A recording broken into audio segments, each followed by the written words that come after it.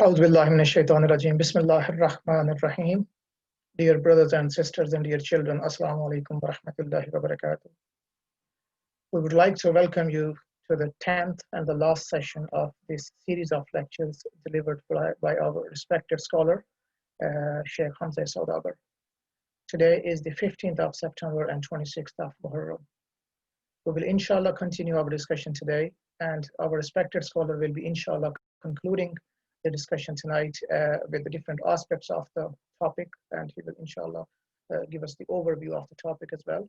He has discussed so far so many personalities and the companions of our Imams, some of them that were known to us and some of them that were not very well known to us.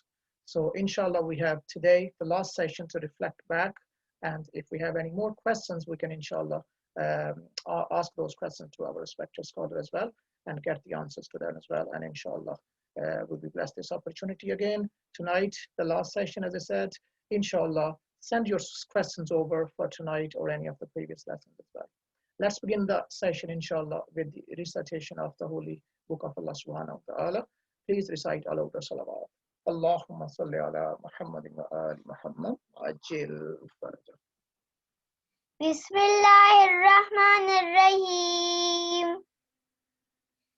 Wal asr, innal insana lafi khusr, illa allazina amanu wa amilus solihat, wa tawasaw bil haqq, wa tawasaw bil sabr. Sadaqallahul aliyyul azim. Allahumma salli ala Muhammadin wa ali Muhammad ajil farajahum. Thank you, Salmar Kazmi. Thank you so much. May Allah subhanahu wa ta'ala bless you and bless us all for this beautiful recitation inshallah as well. Now I would like to go to our brother Khurshid Abbas to kindly recite Salam for us tonight, and then we will inshallah move on towards the lecture inshallah. Please welcome him with aloud salawat. Allahumma salli ala Muhammadin wa ali اللهم صل على محمد وآل محمد وأجل فرجه. یہ عنایتوں کی جزا ملی، یہ ہدایتوں کا صلہ دیا، یہ عنایتوں کی جزا ملی، یہ ہدایتوں کا صلہ دیا، وہ چراغ قبر نبی کا تھا جسے کربلا میں بجھا دیا، یہ حسین تیرا ہی کام تھا کہ سب اپنے لال فدا کیے، یہ حسین تیرا ہی کام تھا کہ سب اپنے لال فدا کیے، تجھے ان ستاروں نے ڈوب کر شب غم کا چاند بنا دیا، یہ عنایتوں کی جزا ملی، یہ ہدایتوں کا صلہ دیا، تیری سرفروشی کی شان تھی جو حیات دین خدا بنی، تیری سرفروشی کی شان تھی جو حیات دین خدا بنی، نہ ملا کسی کو حیات میں تجھے موت نے وہ مزہ دیا، یہ عنایتوں کی جزا ملی، یہ ہدایتوں کا صلہ دیا۔ کہو دل کہاں سے یہ لائیں گے، جو حسین خیمے میں جائیں گے۔ کہو دل کہاں سے یہ لائیں گے، جو حسین خیمے میں جائیں گے۔ جسے ماں کی گود سے لائے تھے، اسے زیر خاک سلا دیا۔ یہ عنایتوں کی جزا ملی، یہ ہدایتوں کا صلہ دیا۔ یہ علی کے لال کی ہمتیں، یہ سنا و تیر کی دعوتیں، یہ علی کے لال کی ہمتیں، یہ سنا و تیر کی دعوتیں۔ کبھی نوجواں کا جگر دیا، کبھی بے زباں کا گلا دیا۔ یہ عنایتوں کی جزا ملی، یہ ہدایتوں کا صلہ دیا۔ نہ حسین گھوڑے پہ تھم سکے کہ صدا اذاں کی بلند تھی۔ نہ حسین گھوڑے پہ تھم سکے کہ صدا اذاں کی بلند تھی۔ وہ نماز عصر کا وقت تھا، جو زمین پہ خود کو گرا دیا۔ یہ عنایتوں کی جزا ملی، یہ ہدایتوں کا صلہ دیا۔ بآواز بلند صلوات، اللہم صلی علی محمد و آل محمد۔ اللهم صل على Muhammad wa ali Muhammad wa ajil farajahum. Jazakallah, Brother Khurshid. Beautiful salam, beautiful words, and I literally have no words even to say how much I felt during the salam. It trends all together overall. Beautiful lyrics and recited with beautiful voice as well. May Allah subhanahu wa ta'ala accept your, inshallah, participation, your contribution, and may He, inshallah, increase your tawfiqat as well.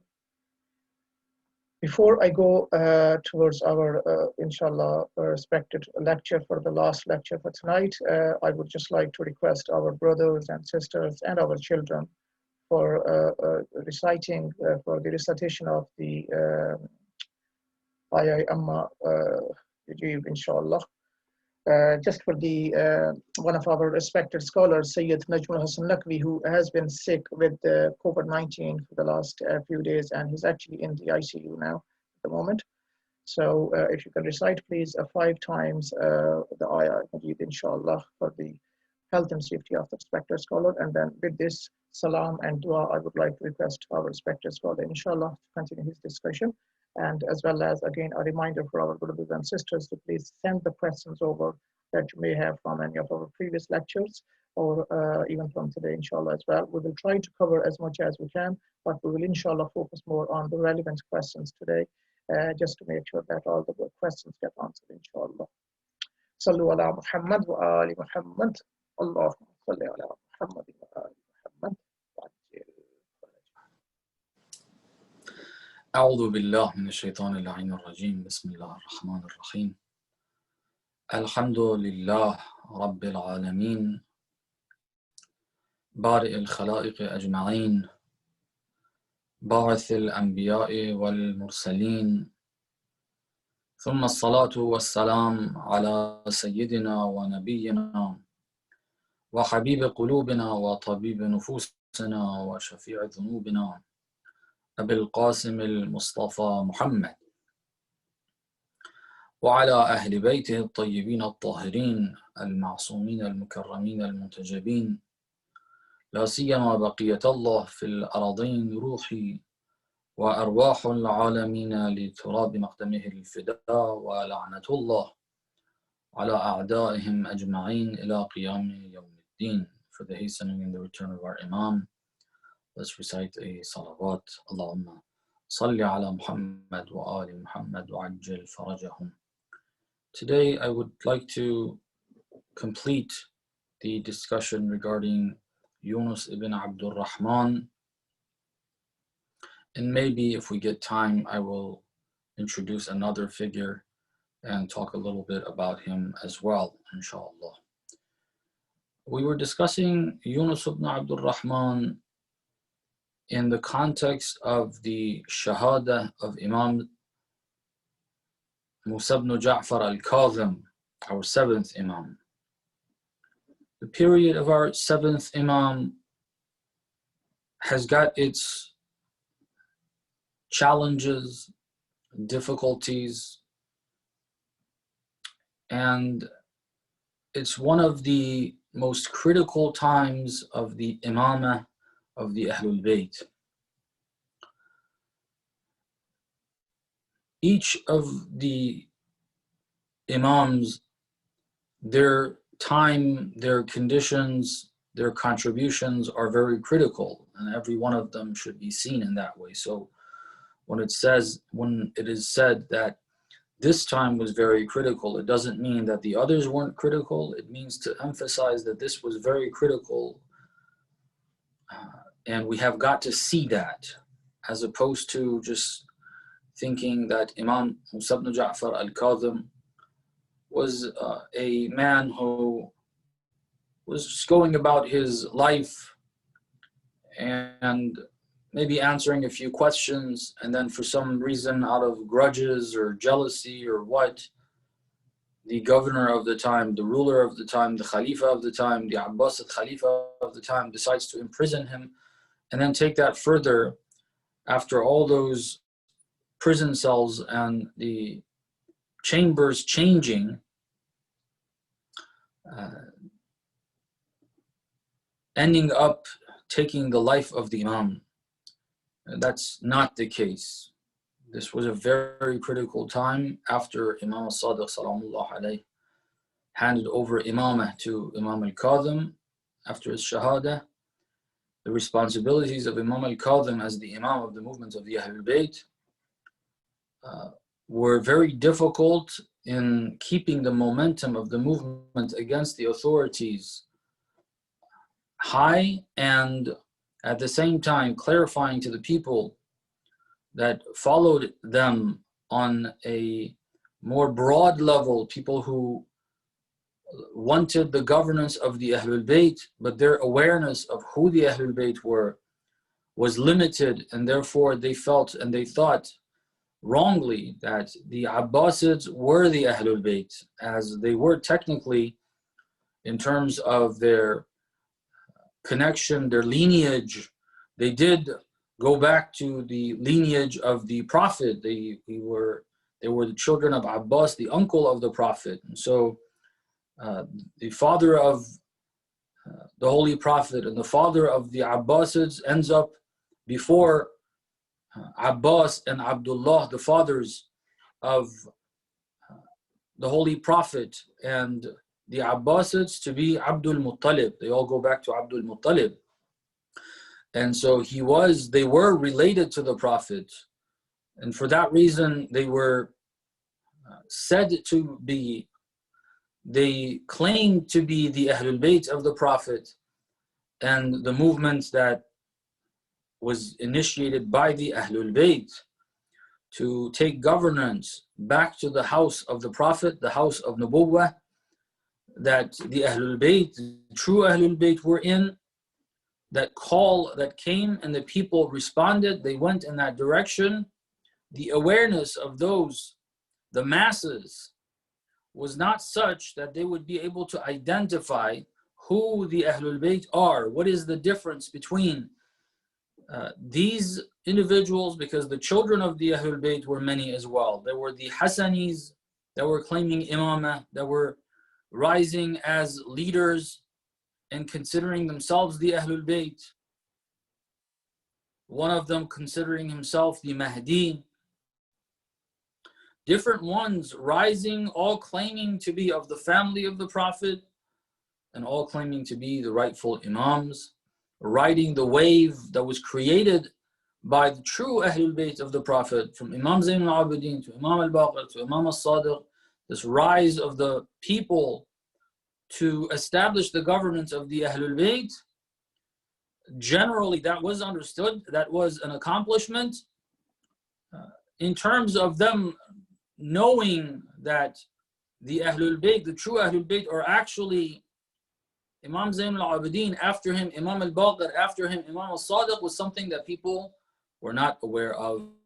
And so they were lied to about the Abbasids being the Ahlul Bayt of the Prophet. So while the momentum is high, the revolutionary spirit has not died yet. Imam al-Kadhim needs to keep that alive and also guide it in not thinking that, oh, we accomplished it, we overthrew the Umayyads, now we have the family of the Prophet ruling. These are the family of the Prophet, but they're not the Ahlul Bayt of the Prophet. The Ahlul Bayt, or Ahlul Bayt al-Nubuwwah. Imam al-Kadhim had that very difficult task, and he was very, very active. One of the things he did was to increase or to widen the scope of the institution of wikala, as it is called, representation. The numbers of representatives increased during the time of Imam al-Kadhim.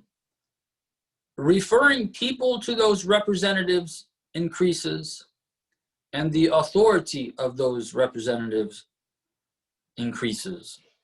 Imam al-Kadhim develops this institution of wikala, institution of representation,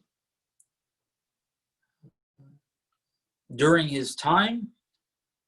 And because of this added authority that's given the representatives of Imam al-Kadhim, this is a developing process, and the Imam is developing it with people.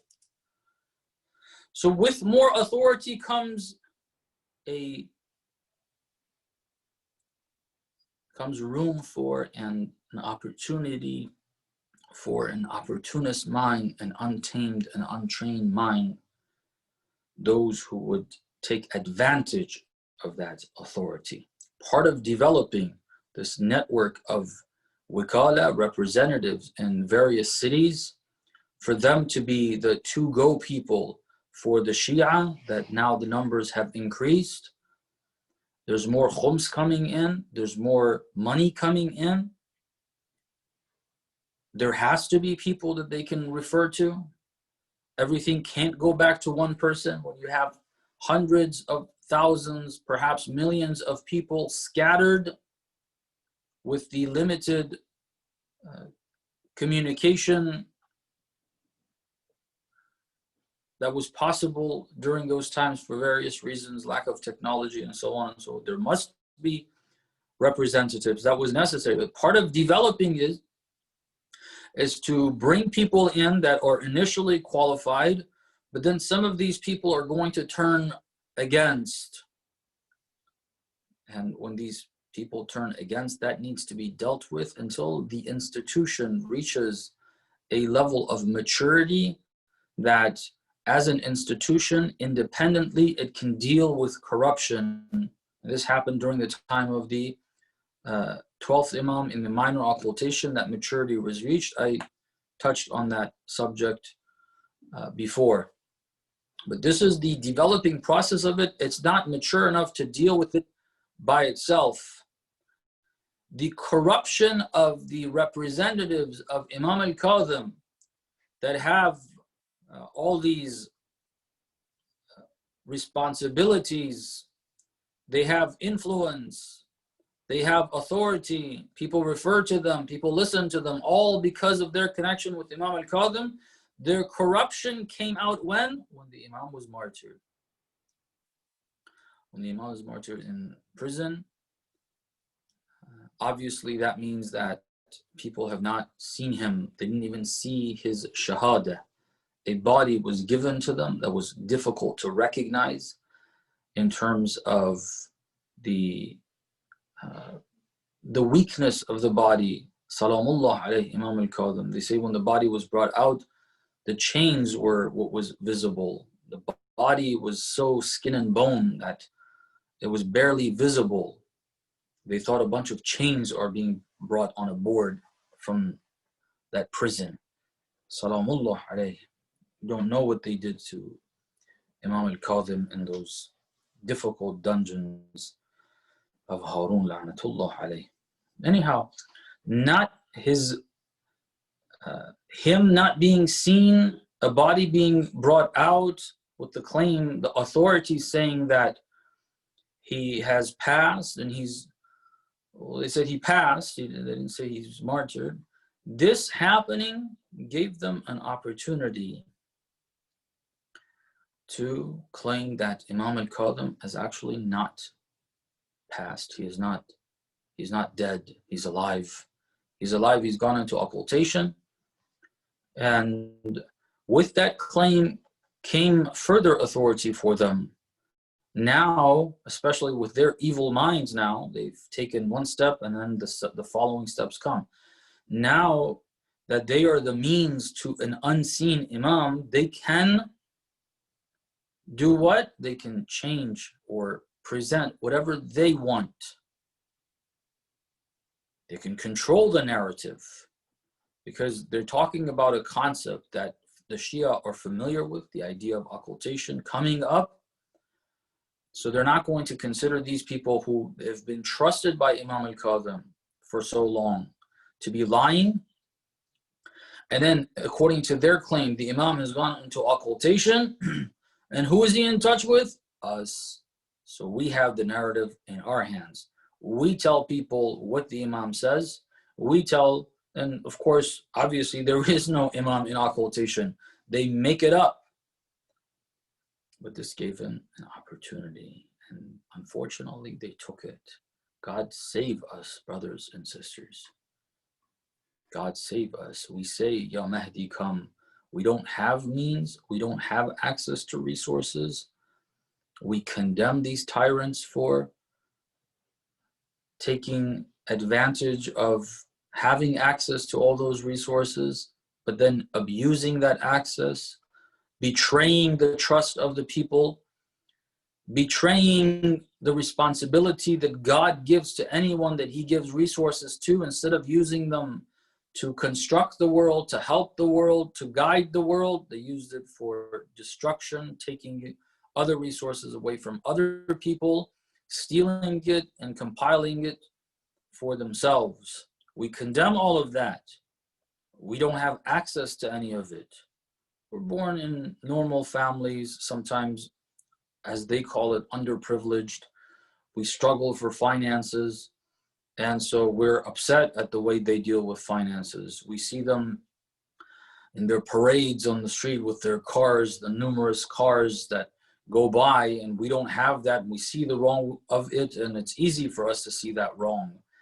But God forbid, when we do have access to those types of resources, when the resources of the land are under our control, if the Imam comes and gives us control over the resources of a certain area to distribute it, and then we have brothers and sisters and mothers and fathers and relatives, and we have ourselves and we have children, and all of that's available, no one's there to stop us except our taqwa. Are we going to be adil? Are we going to have adil? Are we going to have justice? Are we going to be just people?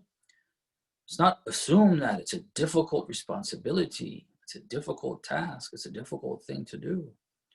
These people, Ali ibn Abi Hamza al-Bata'ani was, as a child, this is Ali ibn, I mentioned him before. Ali ibn Abi Hamza al-Bata'ani is one of the companions of Imam al-Sadiq, one of the companions of Imam al-Kadhim, a representative of Imam al-Kadhim. As a young child in his teens, approximately, he accompanied.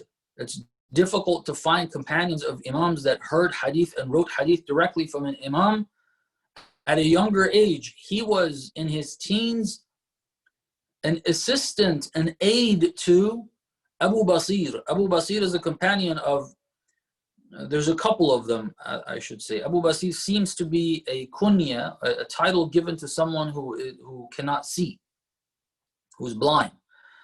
Whether that is correct or not, Abu Basir is known to have been blind. The person who assisted him and aided him in moving about and going from place to place, going to the Imam, for instance, was Ali ibn Abi Hamza al-Bata'ani. Ali ibn Abi Hamza al-Bata'ani, because of that, ended up being in the presence of Imam al-Sadiq in his teens, learning hadith from that age, having access to guidance from that age, and continuing from that point onwards. And then from his knowledge, our books of hadith, there's over 1,000 hadith from Ali ibn Abi Hamza al-Bata'ani. Over 1,000 hadith we have in our collection of a few tens of thousand hadith. Al-Kafi has about 16,000 hadith in it. About 1,000 of that are from Ali ibn Abi Hamza al-Bata'ani. Chain goes to Ali ibn Abi Hamza al-Bata'ani. It's not a normal figure. It's hard to find people that have that many hadith, narrators of hadith from the companions of the Imams. 1,000 hadith. And then he's trusted because of that. He's given, and he does well. But then at that moment, the test of Allah subhanahu wa ta'ala, and then he goes astray. What happens? A big fitna occurs, a big fitna. Something called the Waqifi movement. They're called Waqifis by the other Shia, of course. They remained on the 7th Imam. They did waqf. They stopped at the 7th Imam. That's why they're called Waqifi. They started saying Imam Ridha is a liar. He's not the Imam. He's the son of the Imam, but he's a liar. He's not the Imam. This is where the other aspect of Yunus ibn Abdul Rahman comes in. Yunus ibn Abdul Rahman was also a companion of Imam al-Kadhim. But he didn't only have access to information. He absorbed all of it with his heart, not just with his mind, not just with his memory. He absorbed it with his heart. He took it in and implemented it in the school of thought of the Ahlul Bayt. Actual ilm is when it's implemented. If it's not implemented, it's not knowledge. It's not ilm. Yunus ibn Abdul Rahman, as we explained before in the other session we were talking about him, he absorbed it, he implemented it. He progressed spiritually to very high levels. Yunus ibn Abdul Rahman was one of those who was aware, amongst others, he's not the only one. There were a number of people that knew Imam al-Kadhim is not the last Imam. He had conversations, there were hadith about the Imams. The number of people, not everybody, as we said before, it wasn't common knowledge exactly how many Imams there will be and so on. But it was something that different people had. There were a number of people who had that information. And the other thing is that Imam al-Kadhim never said that he's going into occultation. There was no hadith from him that said, I'm going into occultation. Prepare for it or anything like that. Nobody had that information. Lastly, Imam al-Rida, as soon as Imam al-Kadhim was pronounced that he had passed, as soon as that information came out, Imam al-Rida is in Medina. Imam al-Kadhim was martyred in Baghdad. As soon as he was martyred in Baghdad, Imam al-Rida opened the door of his house and started announcing, unlike previous Imams, the last two meaning, or I should say the last one, unlike his father, Imam al-Kadhim, we said when he first became the Imam, it was something that was hidden from the masses. They had to hide it. Imam al-Sadiq salamullah alayhi, when he was passing, his will had 5 people as his wasi. One of them was Imam al-Kadhim. There were a number of people there. He disguised it. He didn't make it clear. And Imam al-Kadhim didn't make it clear. There's a story, these close companions, some of the close companions of Imam al-Sadiq who didn't know who the next Imam is, they were called up by Imam al-Kadhim in a way where it was clear he was making sure he approaches the matter with utmost care and utmost caution and full secrecy. A person is sent without telling these companions who he is, and he tells them to come. They think he's taking them to the dungeons of Mansur, Abu Ja'far al-Mansur, the Khalifa of the time. He thinks they're taking him there. This person is taking him there. Then he goes in the back alleys and he says, we enter and I see it's Musa ibn Ja'far. And he tells him, he doesn't even tell the person, I'm the Imam. He shows him a couple of miracles, and then this person asks, are you the Imam? The Imam says, I didn't say that. This hadith is found in Al-Kafi. Imam says, Imam al-Kadhim, he's the Imam. He called this person in secrecy, brought him to his house. Now the doors of his house are closed. This person is asking, are you the Imam? He can easily say, apparently, yes, I'm the Imam. He says, I didn't say that. These are the conditions of Imam al-Kadhim, the beginning of Imam al-Kadhim's Imam. The person says, I thought I didn't mention my question in the right way. I didn't word it right. Let me reword that. I said to Imam al-Kadhim, I said, is there an Imam over you? Do you have an Imam that you follow? Imam al-Kadhim said, no. And this was the signal to him. And then the companion says, can I tell my brethren, the other companions I was with, that you called me here? I was with them. Imam al-Kadhim says, no, only those that you find them to be wise enough to be able to handle this information. The beginning of the Imamah of Imam al-Kadhim, this is how it was. Conditions, how they were, I don't want to discuss it. What I'm trying to present here is when Imam al-Kadhim became the Imam, it was all hush-hush about who the Imam is. Imam al-Sadiq didn't mention it, and Imam al-Kadhim didn't make it public initially either. Eventually, it became clear. Imam al-Rida's time was different. The representatives claimed Imam al-Kadhim has gone into occultation. Perhaps they weren't expecting Imam al-Rida to come out publicly and say, I am the Imam. This was what Imam al-Rida did. As soon, he didn't even wait for the news to come out that these people have this plot against Imamah and they want people to think Imam al-Kadhim has gone into occultation and there's no 8th Imam. As soon as his father was martyred, Imam al-Rida opened the door of his house. He said, I'm the Imam. Announced it. So Imam al-Kadhim didn't say that he's going into occultation. The ahadith didn't say the 7th Imam is going into occultation. Others knew that Imam al-Kadhim was not going into occultation. Imam al-Rida came out and said, I am the Imam. And he had the evidence to show it. They asked anyone who claimed Imamah, even Imam al-Kadhim in that session, and we say in full secrecy, that wasn't the case that the person just accepted. He asked, and the Imam showed him the signs, and he accepted. Imam al-Rida was claiming it, and then he's showing the signs. Anyone who asks, what's the sign of your Imamah? He's presenting it. So the point is, here are the conditions. Those are the details.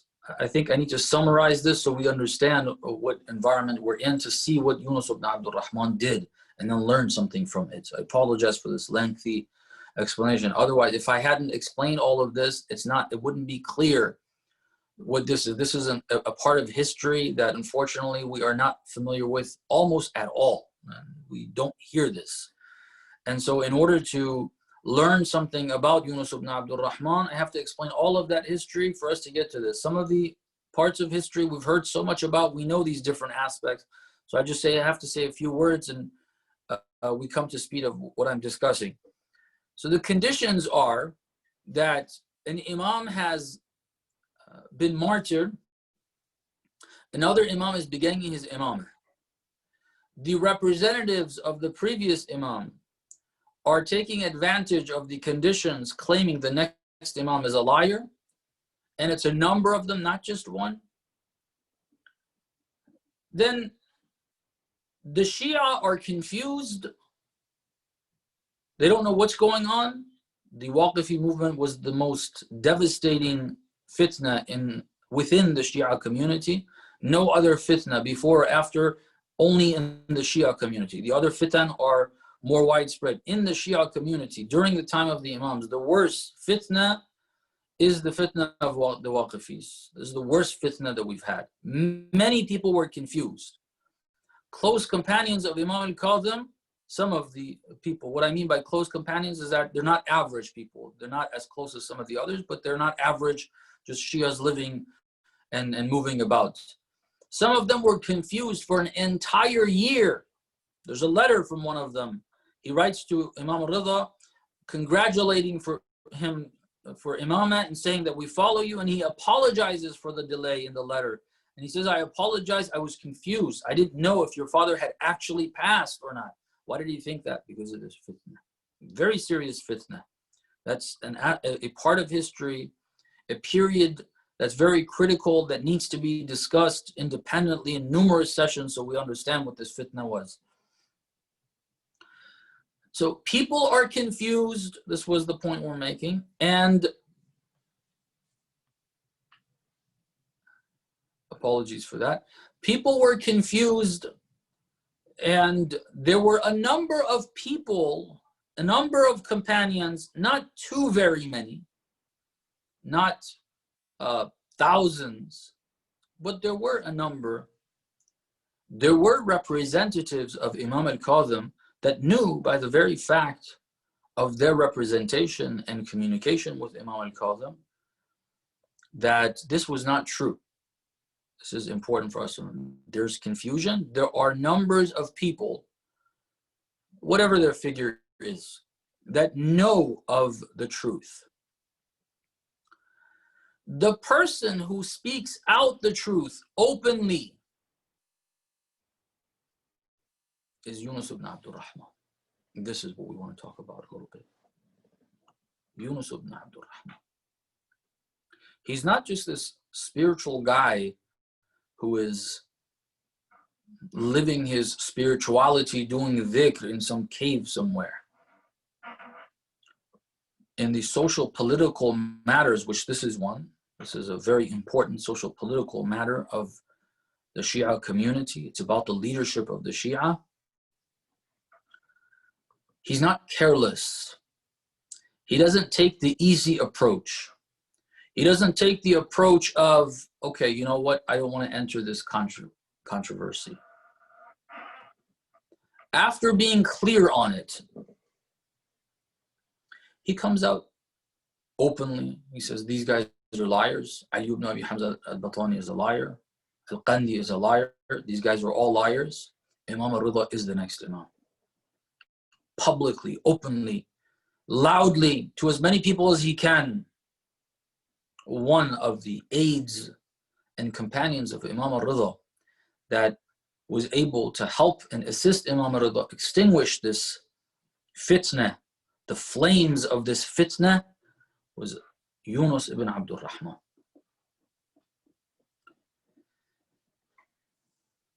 There were others. There were people that were even representatives of Imam al-Kadhim, other than those few that went astray. They didn't come and support Imam al-Ridha. Why didn't they? When we see why they didn't, what they were short of, what they didn't have, you see what Yunus ibn Abdul Rahman has. And we need to be like Yunus. There's three things. There are three things that we see others don't have. One is clarity of sight. Clarity of sight. This is different than the insight that we discuss and we discussed before in regards to Ammar ibn Yasir. It's a little different. I'll try to explain what I mean here. What I mean is that sometimes we know certain things. We have been informed of certain things. We have read those things. We have seen the evidence for them. The evidence is overwhelming. It's clear. The evidence is clear. And we have seen it. But then when a condition arises that creates questions, some of us are not able to remain clear on the matter. This is a big problem. All those companions and all those special companions of Imam al-Kazim, all those representatives of Imam al-Kazim, they knew these guys were lying. How did they know? Because they knew, they were close as well. They had the information, they had the knowledge. But what happens? Well, when Ali ibn Abi Hamza al-Batani and these major representatives with their background, when they claim that the Imam has gone into occultation, start doubting what you already know. This is what we're calling lack of clarity. We get blurred on something we already know, okay? Not understanding the condition. It's not about that. It's not about applying the principles. That's the insight part. Insight has to do with understanding the conditions and applying the rules correctly and not confusing the rules that we know in terms of application. That's where insight comes in. Muawiyah claimed that Amir al-Mu'mineen is causing fitna. The principle of dealing with someone who is causing fitna is a true principle. You need to fight the person who's causing fitna. But Muawiyah was misapplying it. In the application, he was applying it to Ali ibn Abi Talib, where it was him who was causing the fitna, not Ali ibn Abi Talib. Having insight means in application not being confused, seeing accurately, and so on and so forth. This is another point. We have knowledge of something. We have clarity on a matter. We have looked at the evidence. When a condition arises that questions it, we lose sight of the evidence that we already are aware of. We have seen, we know it's there. We lose sight of it. We enter the state of doubt. Yunus ibn Abdul Rahman, on the other hand, was not like that. He had seen the same information, the same data that show that these people are not telling the truth. But when they started claiming something that was untrue, after that type of track record, the questioning is coming. You know, they're saying something, it's a question, are they right or are they wrong? He doesn't lose sight of the evidence. He doesn't lose sight of clarity. He says, no, I know the reasons why this is not the Imam that's going to go into occultation. Just like all of you did too. Wake up, don't you remember? 1, 2, 3, all these different pieces of evidence, clarity that this is not the Imam that's going to go into occultation. Some of us lose sight of that. This is very important. I can't overemphasize this. We have seen too much of this, too much of it. People who are clear on something.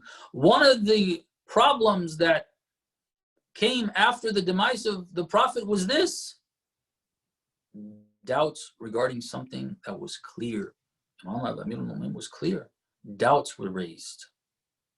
That clarity went away. This is different than basira, which is an application. when doubts are raised, then a person loses sight of the clarity they already had. This is where we have instructions from the Ahlul Bayt. Don't leave the clarity you have based on doubt. If you're clear on something, if questions arise, don't suddenly just leave whatever you were clear on, not follow that. You can't. You were clear on something. You can't just leave it and go to whatever your doubt is telling you to do.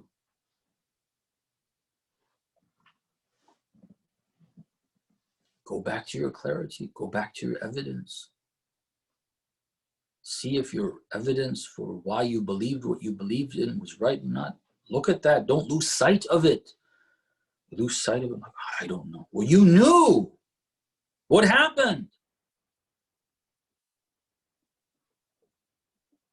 Another thing, but the second thing that others didn't have, and Yunus Abdul Rahman had, was insight. Where does insight come in this picture? It's not about the clarity of what they already knew. Insight about what is happening here. Understanding the conditions. Remember we said that's part of insight, understanding the conditions on the ground, what's happening. Realizing that Ali ibn Abi Hamza al-Bata'ini has gone astray. That is understanding what's on the ground, what's the application of a rule. That's what that is. He understood that. Some people had issues understanding that. Some people have issues understanding that. We say this person with the black amama on his head is a deviant. Say it, astaghfirullah. He's got an amama on his head. He studied in Hamza. He knows hadith and so on and so forth. Like, yeah, he studied in the Hamza. Yeah, he has the lineage of the Prophet. Yes, all of those things that you said are true. But none of those things mean he's not deviant. Look at the things that I'm saying. This stance, the stance that approves what Kufr says. The stance that attacks the leader of the Muslim community, the representative of the Imam of our time. That stance tells me this person is deviant. Explain that to me. Why is it as soon as this guy opens his mouth, what you hear from this person is what Trump is saying, is what the US is saying, it's what Obama is saying, it's what the British are saying, it's what CNN says, it's what BBC says.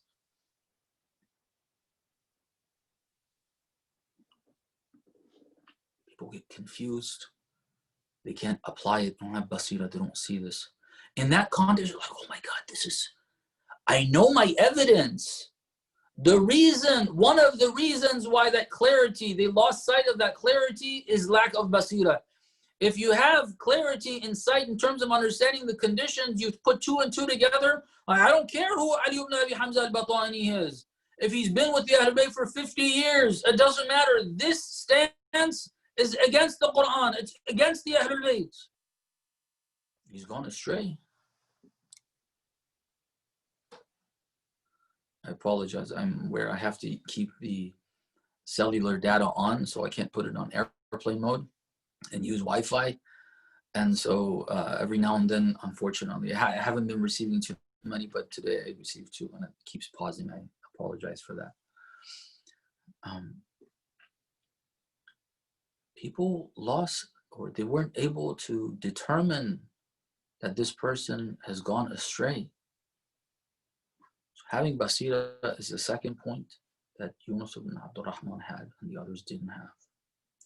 Lastly, which is very important, I think my analysis tells me it's very hard to believe that only Yunus ibn Abdul Rahman was able to realize that they're not telling the truth.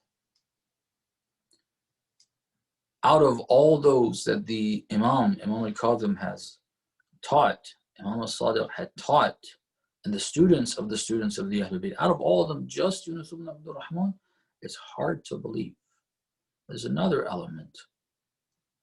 That element is what the Quran describes the true believers as, and that is not being concerned with the lawm of la'im, when they condemn you, when they speak against you, when they call you names.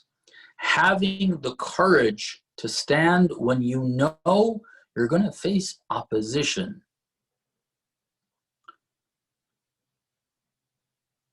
You know you're going to face opposition. He faced opposition. Yunus ibn Abdul Rahman faced opposition. They called him things. They said things against him.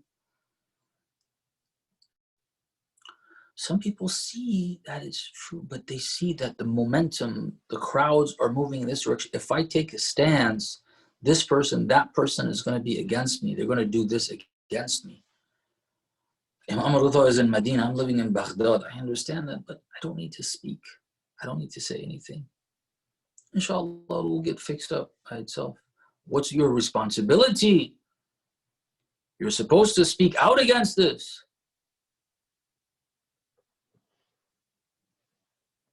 They didn't have the courage. And a lot of times we don't have the courage, brothers and sisters. Within the community and without the community. When there's condemnation that comes our way. When we think that it's going to come our way. In our minds, we don't know if it's really going to come or not. It may or may not come. If in our thoughts, we think, I see this truth, and I see a movement going against it and trying to take people against that truth, away from that truth. If I see that, it'll be my responsibility to clarify to as many people as I can. Go publicly, say this is what it is. If any thought comes to one's mind, but if I do that, this may happen, that may happen, this person may say this, that person may say this, I may not be able to go to my center anymore, I may not be able to show my face in my family anymore, I may not be... None of these things should be an issue. Even if they happen, it doesn't matter. For Islam, so what? It's their problem. They want to cut off ties with me? Let them cut off ties with me. I don't want ties with people who don't want the truth and are willing to cut ties with me because I'm speaking the truth. I don't want ties with them.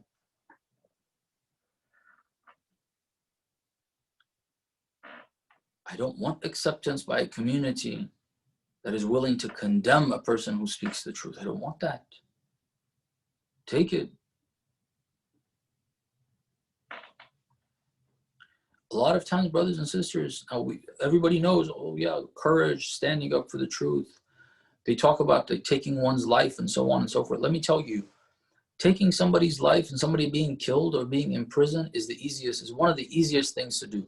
The difficulty of Karbala was not the day of the battlefield. The difficulty of Karbala was not the swords and the strikes of the sword. The difficulty of Karbala was coming there, hearing all the opposition, hearing all the nonsense against the Imam and against this movement by your fellow Shias, by your fellow Muslims, by people that you know, your family, your friends, people that seem more revolutionary than you. All of them are now saying these different things.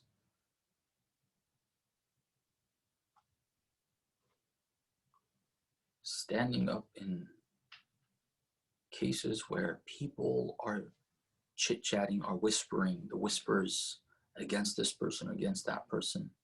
When this is going around, the pressure that one feels is more than the pressure of an arrow piercing through one's heart. If I'm clear, if I've been able to handle the weight of these comments, what people say, if I'm able to get past that, then let the spears come, let the arrows come. That's easy to take. That's very easy to take. What goes on in our mind before the thought of the arrows and spears and swords is what are people going to judge us as? What are people going to say? What's my family going to say? What's my spouse going to say? What's my children going to say? What are my parents going to say? This is very tough. Yunus ibn Abdul Rahman broke through that. Imam al-Rida is the next Imam. These guys are all liars. Ali ibn Abdul Hamza is a liar. You're a liar, this, that, the other. Call me whatever you want. He is a liar. Andi is a liar. All these guys are liars. Imam al-Rida is the Imam. He's my Imam. I'm pledging allegiance to him. Everybody know this. And here are the reasons. Talk.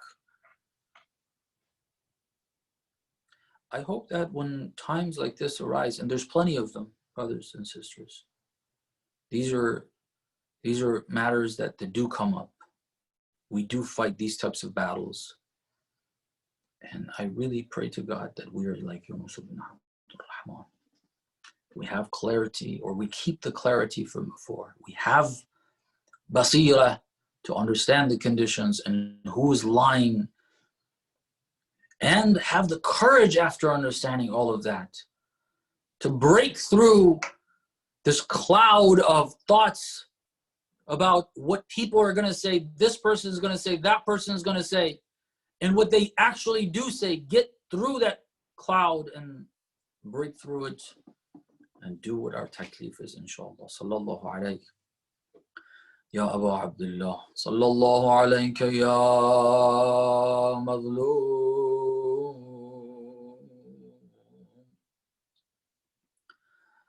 أيها الشهيد بكربلاء عطشانا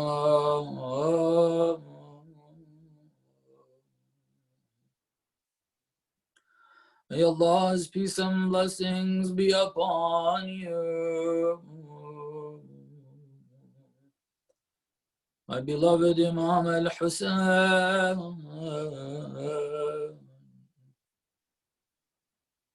the Imam who was slaughtered by the shores of the Euphrates, while his mouth was dry of thirst. روحي فداك يا مولاي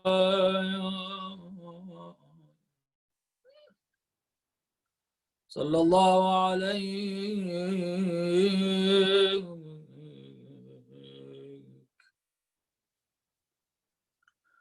يا أبا الحسن يا موسى بن جعفر أيها الكاظم. I mentioned Imam al-Kadhim. Imam al-Kadhim was very madhloob. We don't spend too much time discussing him. We don't have too many sessions commemorating him. We don't have too many sessions shedding tears for him. With your permission, inshallah, we'll remember Imam al-Kadhim today.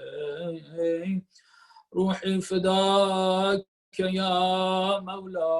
Can you invite us to Baghdad, to Kadhimiyya?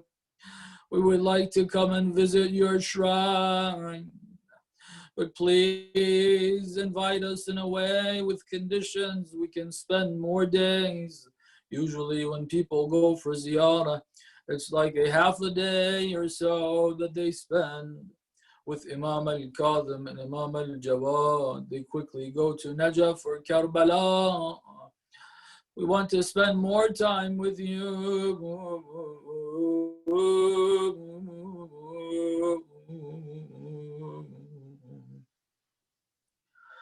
I don't know what they did to our Imam in those deep, damp dungeons. I heard a description of one of the last places.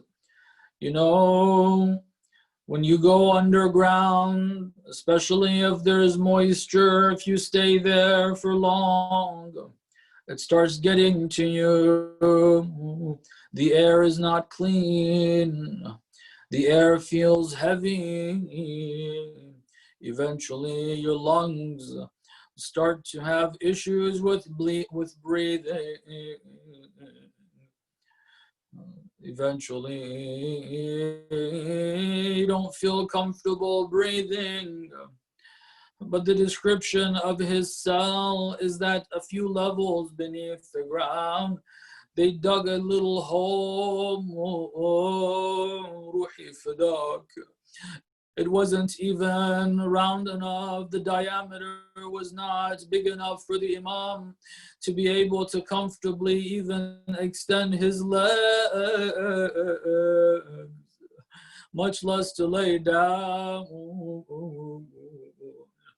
That hole was covered, and only the amount of one finger small hole was made for the Imam to have enough oxygen to breathe and stay alive. This is one of the tortures of our Imam.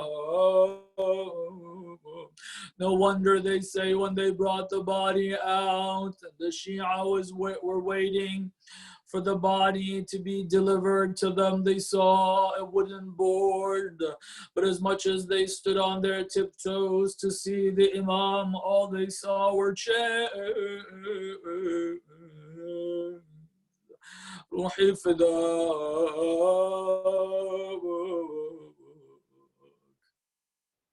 يا إمام الكاظم. We say, Ya Imam al-Kadhim, as much as the mistreatments they gave you were bad and horrific, when they received your body, they buried it, mu'mineen gathered. The funeral was a grand ceremony. Many people came, a very respectful burial. But your grandfather, Imam al-Hussein, his body was left under the sun for 3 days.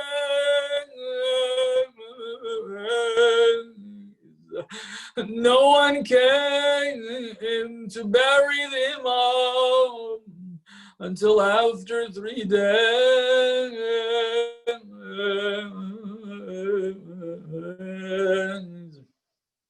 ألا لعنة الله على القوم الظالمين وسيعلم الذين ظلموا أي منقلب ينقلبون. يا حسين.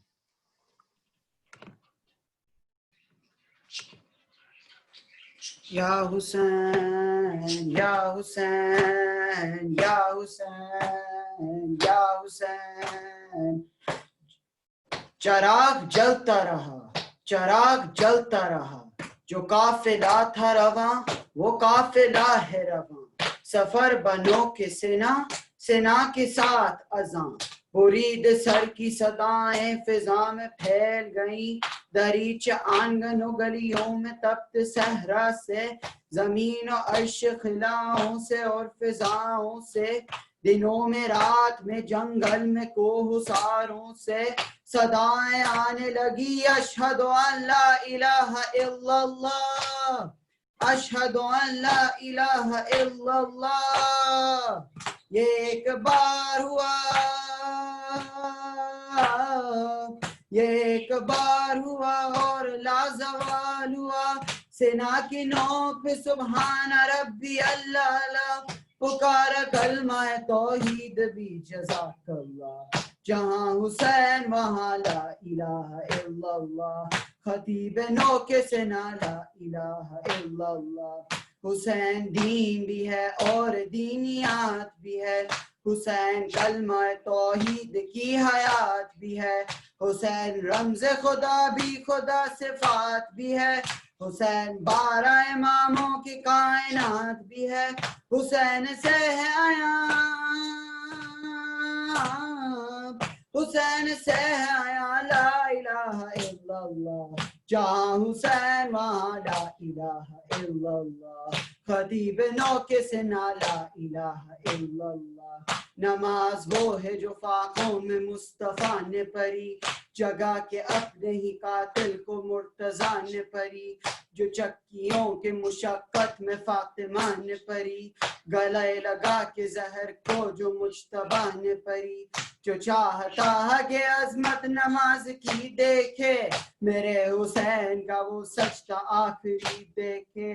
परी नमाज जो आबिद ने पुश्त नाका पर अदा किया, जिसे बाकर ने साख्तियां से कर, रुकू में बरसो रहे जिसके काज़े में मुस्तर, रजा ने लब पे सरी और रजा सजा के परी, तकीन तकवा अबू तालिब भी बता के परी, नकीन नकवत बातिल मिटा मिटा के परी, और अस्करी ने खबर आखिरी सुना के परी, पसे नमाज मुसल्ले पे रो रहा है कोई,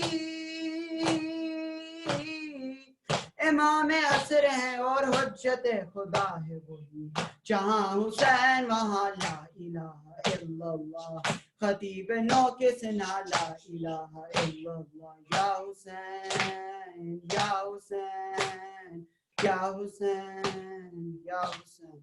अल्लाहुम्मा सल्ली अला मुहम्मद व आले Muhammad वज्जिल फरजहुम। Allahumma salli ala Muhammad wa ali Muhammad wa ajil farajahum. Jazakallah Ali. Thank you for your contribution and a beautiful nawah. May Allah subhanahu wa ta'ala accept your contribution as well, inshallah.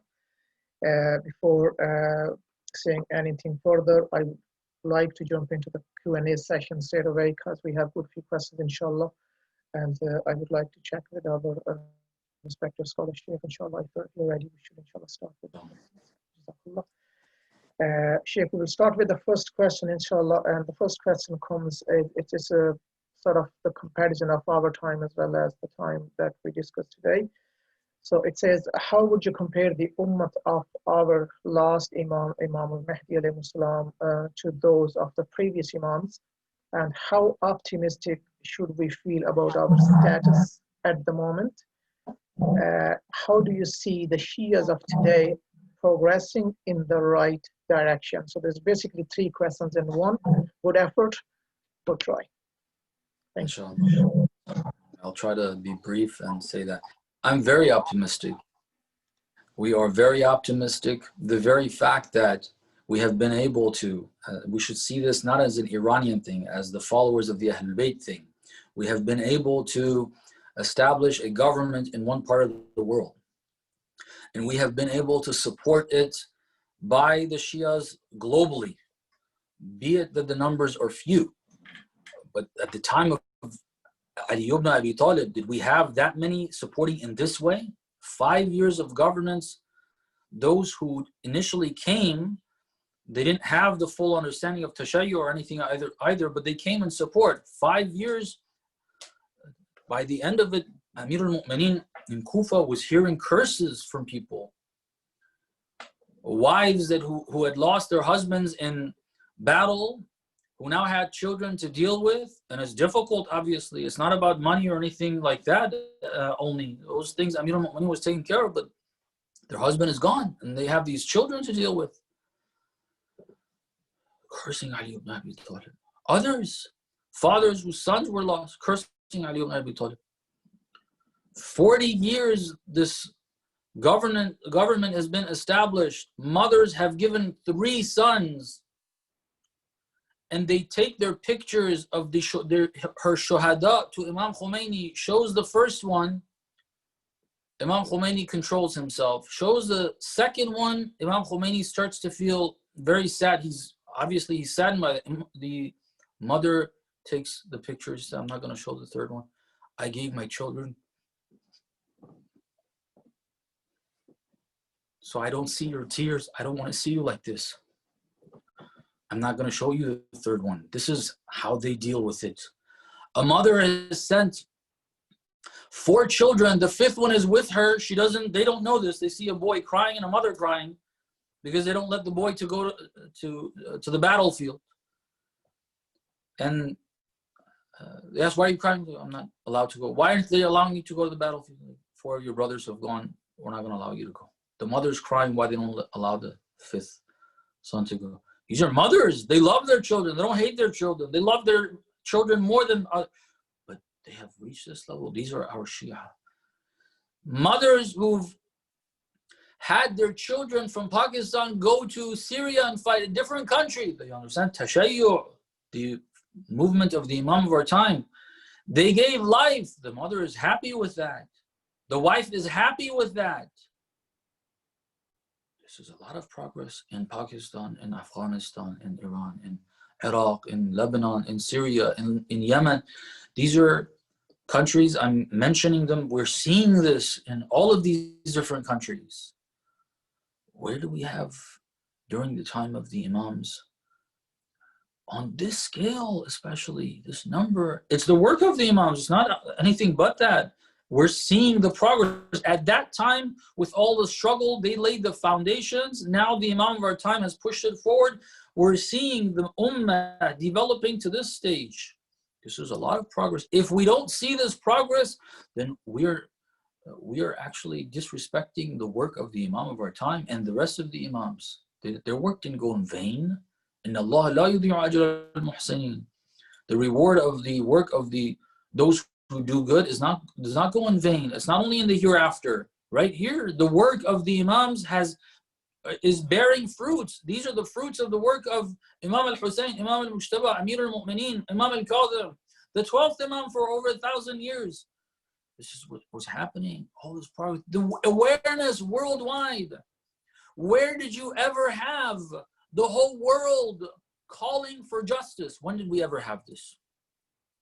If something happens on the streets of Chicago or DC or Baltimore or Los Angeles or wherever, and word gets out there's injustice, I'm giving this example deliberately. If that injustice is done by the US government in the United States of America, the people around the world gather against the US government and condemning that injustice and calling for justice.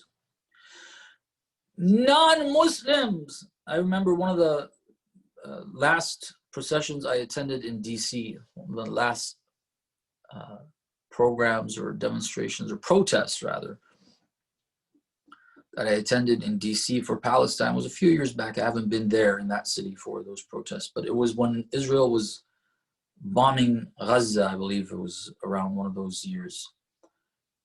100,000 people showed up in DC,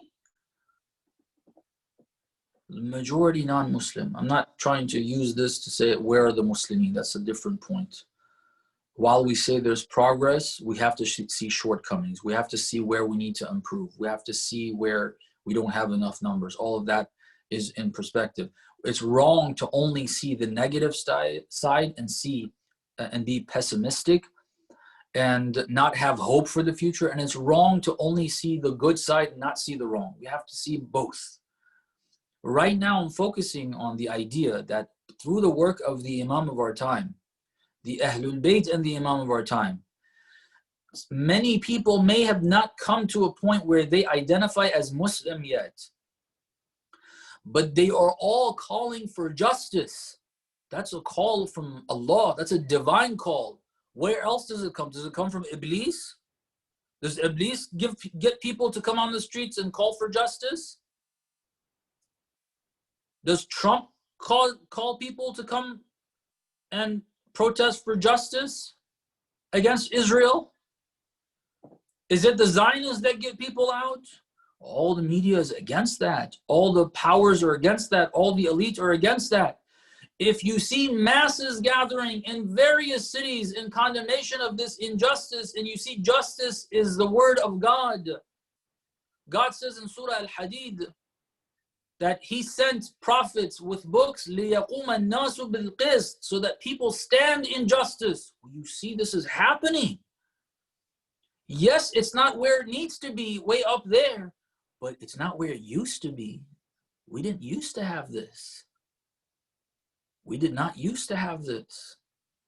So while we see our shortcomings, while we see the gap between where we are and where we need to be, it is also equally important, in fact, more important, to see where we were and how much of the gap we have bridged up to this point.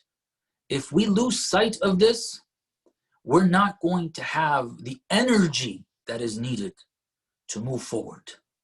One of the things shaitan does is exactly that. Shaitan makes you feel, الشيطان يعدكم الفقر. This is a verse of the Quran. Shaitan makes you feel that you're at loss, you haven't made accomplishments. There's nothing good. There's nothing good around outside. There's nothing good. All the efforts that the Imams, all their lives were given, nothing was accomplished. Nothing was accomplished. Nothing is there. Shuhada went, nothing has happened. Now this has happened. Now that has happened. In the political system, people read a few headlines about this politician in the Islamic Republic going astray, that politician doing something against the leader, this person speaking against the leader within the establishment. The leader saying in your negotiations with the West, do not focus on the US. Write things down yourself. Don't allow them. You see these politicians, the Iranian politicians, went over there. They trusted the West. They had sessions with only the US. The most important people they spoke to were the US in their minds. They didn't write the negotiation, the terms of the negotiations. They allowed the Americans to present it. They went against all of that. You're like, blood of the shuhada. People saw the 8-year war, the television back there, whatever it was, only like a couple hours of programs a day in Iran. That was all the programs. I was there. As a child, I lived. I remember the Saddami jets coming over our heads and bombing us and us having to go and find shelter. I was there. I experienced this. I know what the TV was showing. So the environment, everybody's afraid of death, and so people are dressing up more religiously. The war is over. Imam Khomeini passes. Then you see high rises in Tehran. You see people coming out with bad hijabs in Tehran. You see wrong stuff being sold in Tehran. You see people doing this. You see politicians supporting that. You see all these things. You're like, all these shuhada, it's lost. What is lost? Shaitan is making you feel that way. We're only making progress. Yes, we haven't made the progress that we need to. We need to make more progress. We should see that. Wherever we've had shortcomings, see that shortcoming, but don't lose sight of the progress that has and is being made. This pandemic occurred. God knows, I have not been speaking like this for a couple years now. Different communities. You see the pandemic as causing shortcomings. We can't meet in person and so on and so forth. Yes, see those negative things. See the positive too. See the progress as well. You get access to more people. If you wanted to do something online, because there is an access. This way, a speaker can speak to 5 communities without having to leave his hometown. In the other setup, if you're speaking in one community, then you can't speak to the other community. You don't have access. But because everybody's doing it online, or most people are doing it online now, in one day, you can do multiple communities. You don't have to travel anywhere. This is progress. This is a blessing from Allah subhanahu wa ta'ala. See these blessings. These are examples of it always. While we see the flaws, we see the problems, we see the issues. And it's important for us to see them, but see them accurately. Don't see a non-issue as an issue. See the issues, the problems. Understand them accurately and work on fixing them up, but also see the progress and thank Allah for them. If we don't see them, we're not thankful towards Allah. God has given us those. So we have to see all of that. I'm very optimistic. Alhamdulillah, a lot of progress has been made. And more progress is being made. And the speed is very rapid. These positive changes are happening very rapidly. On so many different levels. Globally for Muslimin, for mu'mineen. And so, inshallah, we have, with that optimism, we look at where we're short and we work on it. Without optimism, without seeing that Allah helps, how many times does the Quran say, Allah, in tansurullah yansurkum? If we only see negative And we see, yeah, these are the problems of the Ummah. The Ummah is not doing this. People are not doing this. People are not doing that. Well, then all the efforts, what happened to in tansurullah yansurkum wa yuthabbit aqdamakum? Did the Ahlul Bayt didn't do the nusra of Allah's religion? Did they not help God's religion? If they did, then God's promise is true. Yansurkum, He helps you. Where is it? No help, if that was the case. But no, there is. There is. Every plot of the enemies of Islam, with the work of the Imam of our time, with the work of his representative, with the work of the believers that follow that, it's all, see these, thank Allah subhanahu wa ta'ala, and have that optimism, Islamic optimism, true optimism that causes you to have more trust in Allah. And whenever you see problems, like, yeah, I see that problem, but I'm not worried about it because we trust in God. God's going to help us get rid of that problem. Allah has. Look at all the instances that He has helped us. Look at where we were. Look, we couldn't buy missiles. They wouldn't give it to us. We didn't have it. Now we have the best missile system in the world. The Muslims, the mu'mineen of the Muslimin, have the best. And they keep saying, oh, you need to give it up. You can't have it. You can't develop it. As much as they would like to tear it apart, they can't. Just watching it. Who gave that? Allah subhanahu wa ta'ala, the Imam of our time. And He continues to do that. See that. That optimism is necessary. For shortcomings, there are many. There are many as well. We've been talking about, mostly we focus on the areas that we're short of.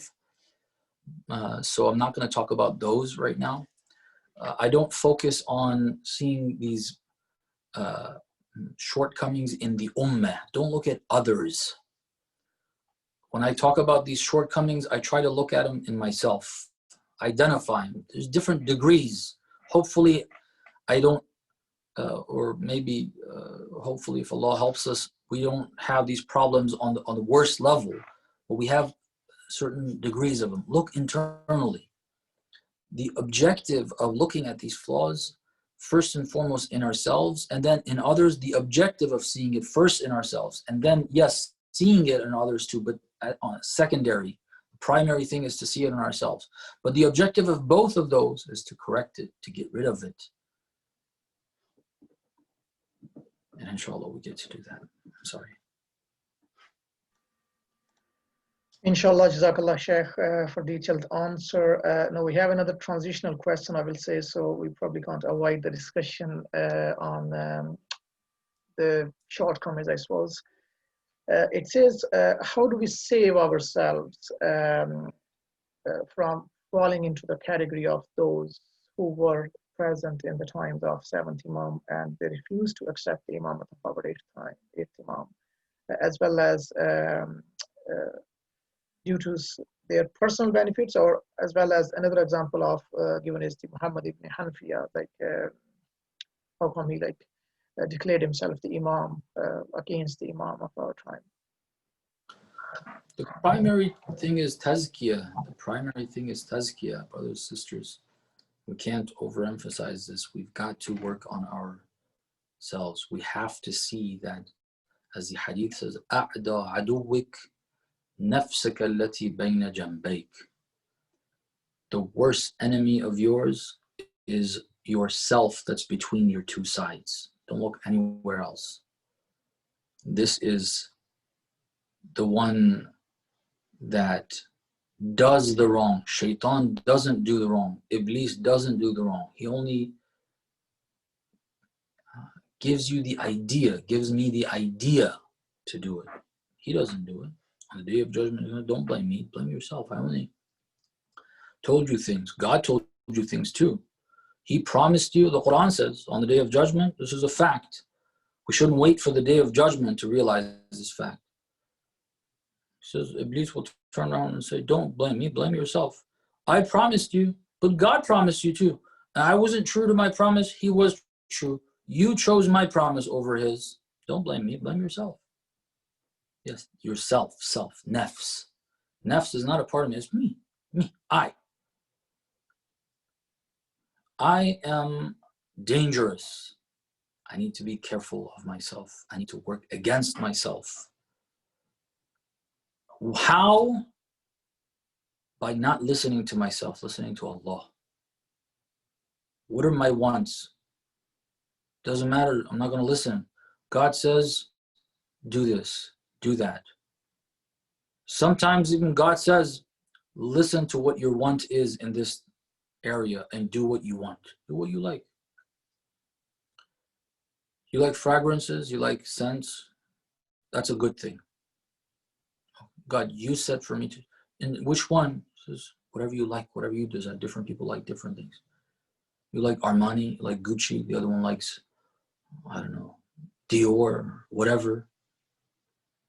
These different fragrances. Some go expensive, Creed Adventus or whatever. God, should I go for that? It's $300. He says, yes, go for it.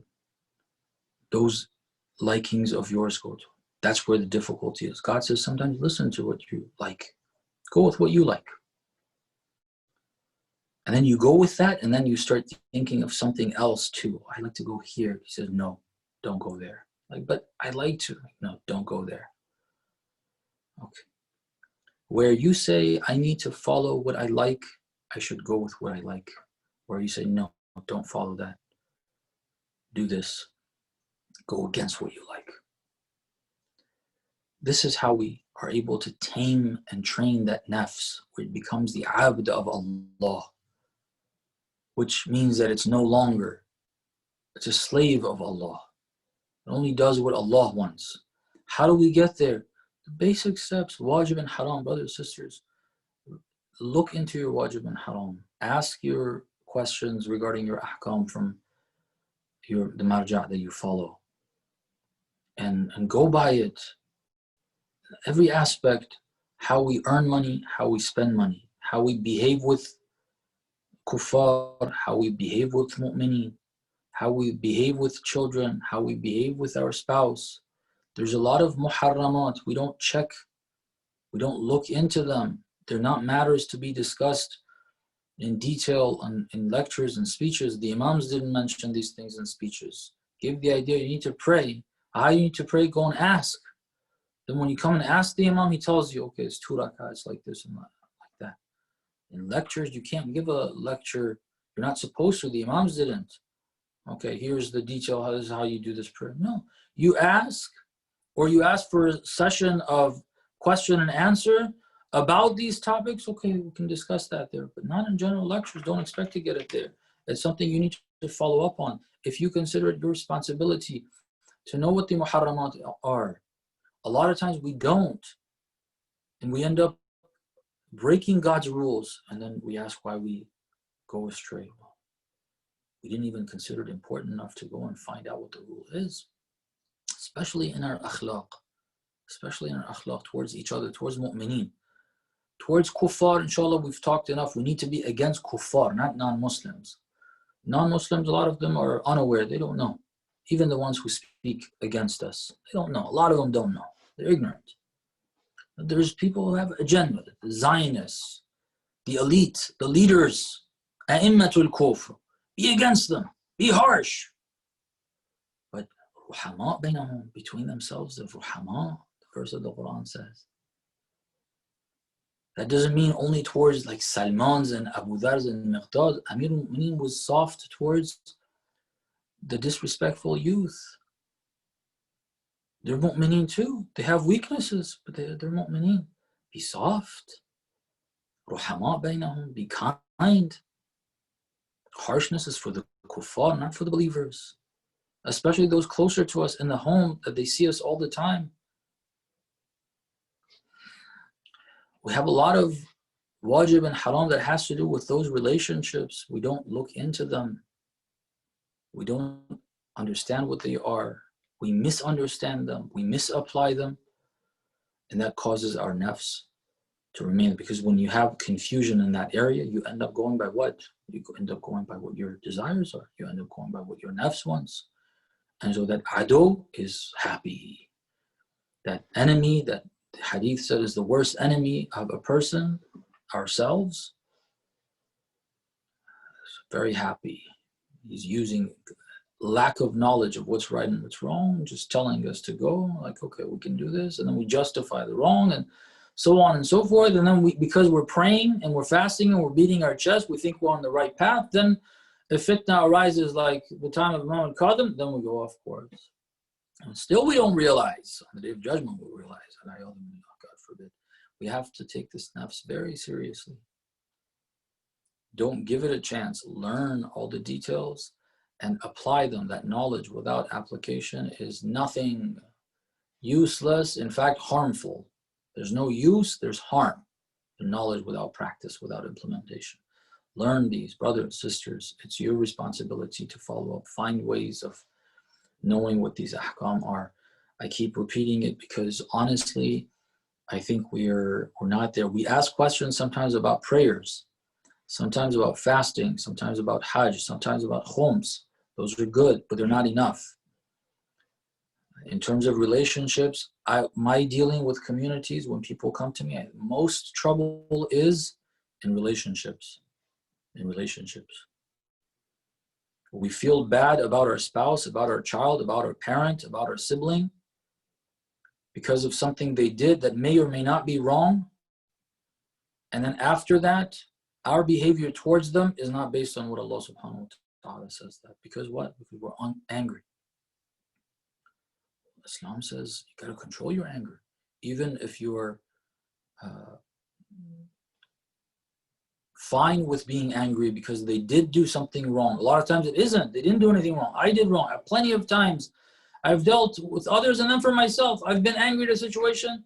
Then afterwards, Allah subhanahu wa ta'ala knocks me on the head and says, what's your problem? You are the problem, not them. Your spouse didn't do anything wrong. You did wrong. I realized that I was wrong. I was angry. I was the angry one. But it was actually my problem that was leading me to be angry. She didn't do anything wrong. I did something wrong. And I got angry and I did worse things. I need to keep looking for those flaws. And then with people, I've seen people come to me and then they complain about their spouse. There's this problem, that problem, and so on and so forth. I'm not supposed to consider them liars, but I'm supposed to look for evidence. So we engage in that family dispute. And then after a few months of looking into it, realize the person who came to me initially and complained about the others, he or she is the problem. They are the problem. Everybody else is suffering because of them, yet they come to me and complain about the behavior of others. We have to blame ourselves first and foremost. Look for the flaw within. Look for the problem within. Try to correct those. These are not small matters. It's these small things that accumulate. It accumulates filth. The Quran says it causes ithm.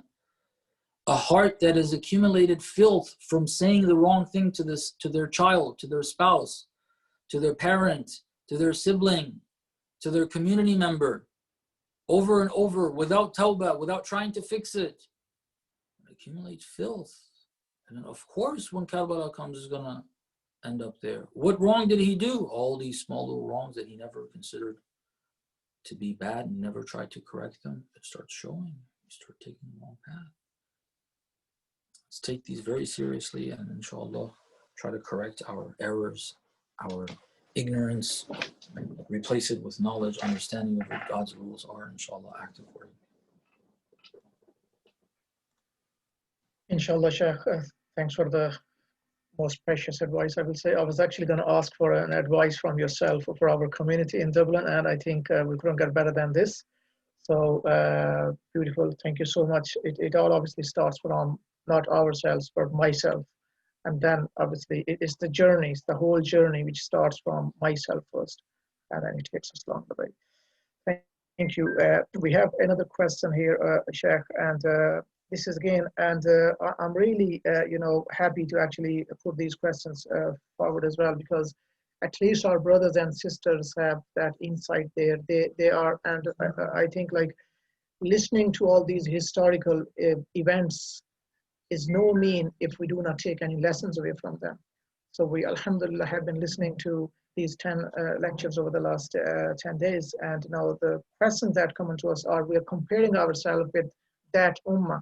And the next question, alhamdulillah, we have is the relevance to that as well, that how come the people of Medina, other than Bani Hashim, responded so poorly and in the participation of the journey of Karbala? It's a good question, and the answer is not a good answer. There is a history after, while Medina was the first place to respond to the Prophet, it was the source of moving away from Ali ibn Abi Talib. It happened in Medina. And when Amir al-Mu'mineen became the Khalifa even, they weren't the ones who supported him. Amir al-Mu'mineen had to leave to Kufa to find support. Imam al-Mujtaba had to be in Kufa. He left Kufa to Medina not because there's more supporters there, because he had to leave his supporters for reasons that he had. And then the treatment he received there is what we know of. On the burial even of Imam al-Mujtaba, the behavior that was shown is really unbelievable. It's the grandson of the Prophet. Everyone knows. If no one, the people of Medina should know. They want to bury him by his grandfather. Others who not only were not related to him, they disobeyed him in such a way or buried right by him. The grandson of the Prophet, to an extent that they would shoot the body so that it's not buried by the Prophet. These are really difficult to imagine even. It all happens in Medina. All the different flaws, there's a book, I hope for it to be translated soon. Very, very good, beneficial book. One of those must-haves if there's a proper translation. There's a book which is a compilation of the speeches and writings of the leader on the topic of the history of the Imams. Whatever I have said that is right and good comes from that. I didn't do that research for the most part. There's some details maybe we looked up ourselves, but the main idea, the analysis, understanding the life of the Imams, all comes from him. And it's there in a couple other writings and sayings of the leader. This great alim, this great mujtahid, this great historian, this great arif. One of the very important lines he has in the beginning of this book is he counts the enemies of the Prophet that he had to deal with. The mushrikeen, the Jews, and he describes each of them very carefully and very nicely. You get a very good understanding of them. And then the munafiqeen of Medina are one of them. And then he says, the fourth enemy is what all of us have. The nafs that's within all of us. That's the fourth enemy, and that's what deviated the ummah after the Prophet. I'll use that, the talk we already have, I don't need to reiterate. It's these shortcomings that come out and they show what the fact is. At the time of Imam al-Hussein, the conditions in Medina, these families of the companions of the Prophet that are in abundance over there in Medina, that's the center, that's where it was. These families have moved away from the teachings of the Prophet. They enjoy respect and so on and so forth, but the responsibility that comes with that, they don't have it. I don't know what specifically each of those has done, but when you see this level of deviation from the path after being, those families being the ones that are on the front lines, it says, God says in the Quran that you should always be careful. It's never over until you leave this world. And no one is guaranteed to remain on the path. You can be on the front lines. Next day, if you choose wrong, you will be on the front lines against. So that's what I have to say about them. I don't have anything any more specific about them. It took time, though. It was that if we want to understand why Medina ended up the way it was by the time of Imam al-Hussein, you have to review the history of what happened from their when they were in the height of their spiritual elevation and support of Islam, the time of the Prophet, how they digressed and they arrived where it took all those many decades. It took 50 years. It didn't happen overnight. It's one mistake after another. That's not redeemed. Mistakes that are not made up, mistakes that are not taken care of. It accumulates and it leads to that. You have to study the history from after the demise of the Prophet, the decisions that the people of Medina made there. Then after Amir al-Mu'mineen took his stances, they continued with what they did. Then for the second Khalifa, then for the third Khalifa, then after the third Khalifa. These are all decisions that change the fate of a person. Your fate is made, your collective fate is made with your collective decisions. The collective decisions of the people of Medina from the demise of the Prophet until the Imam al-Hussein's time are why they ended up there. So you have to study the history, and there's a lot to cover. Those details are there. That's the reference I can give.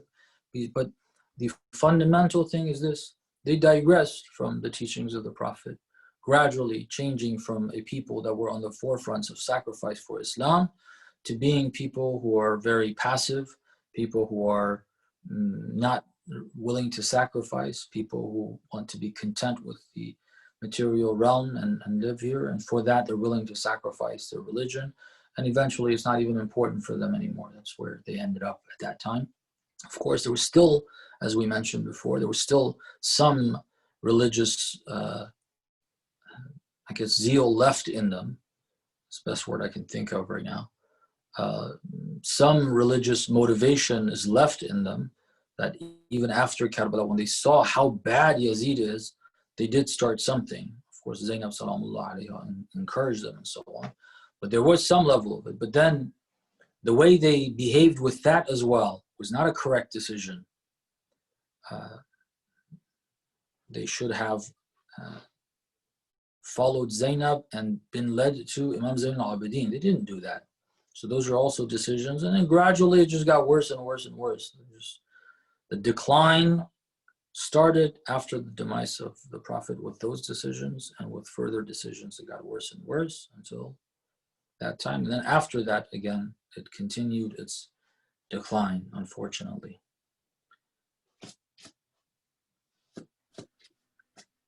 Thank you so much, Shaykh.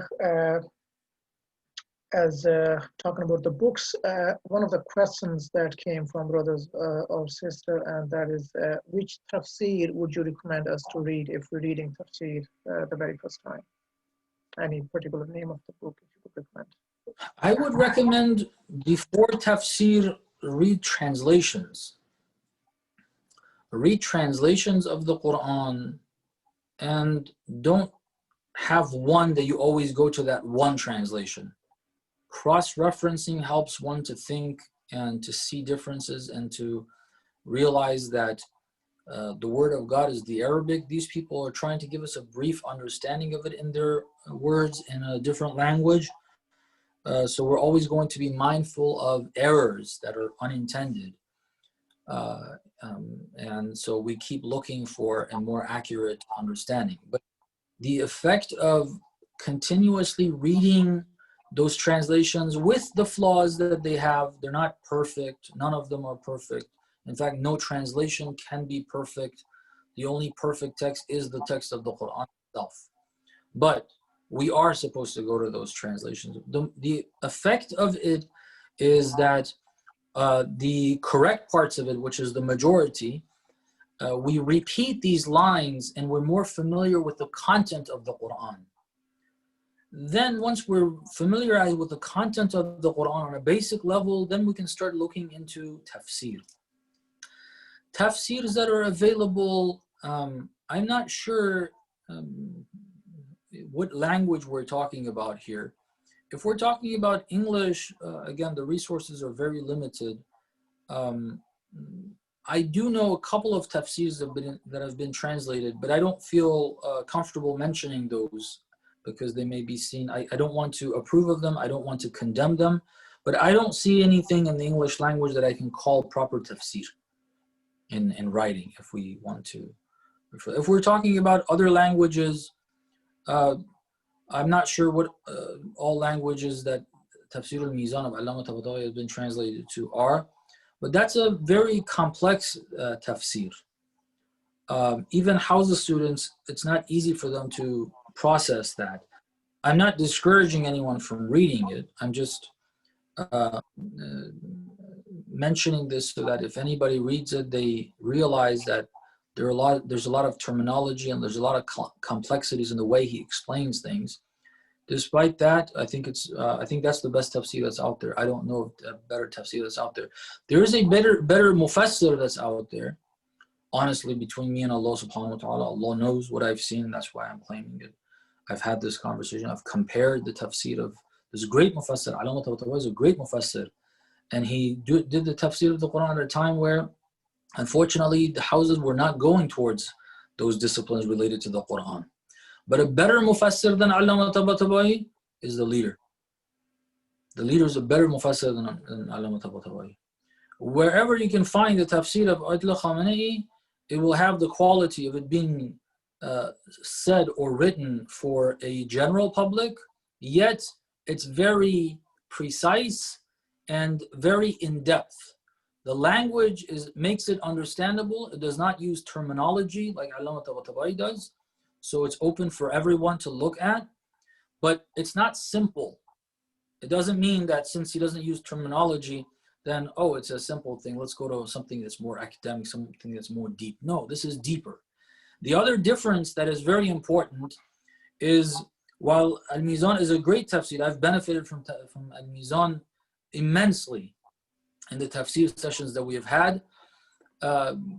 However, in the chapters or verses that there is a tafsir from Ayatollah Khamenei, and there are a number of verses and chapters that you have tafsir from Ayatollah Khamenei, you see a clear difference in the approach. Allama Tabatabai, may Allah bless his soul, as an academic, if I may use that word, it's not the correct word, but as someone who is studying, a scholar. When a scholar approaches a text and tries to understand it in the form of studies, scholarship, writing books, and so on, the approach is one way.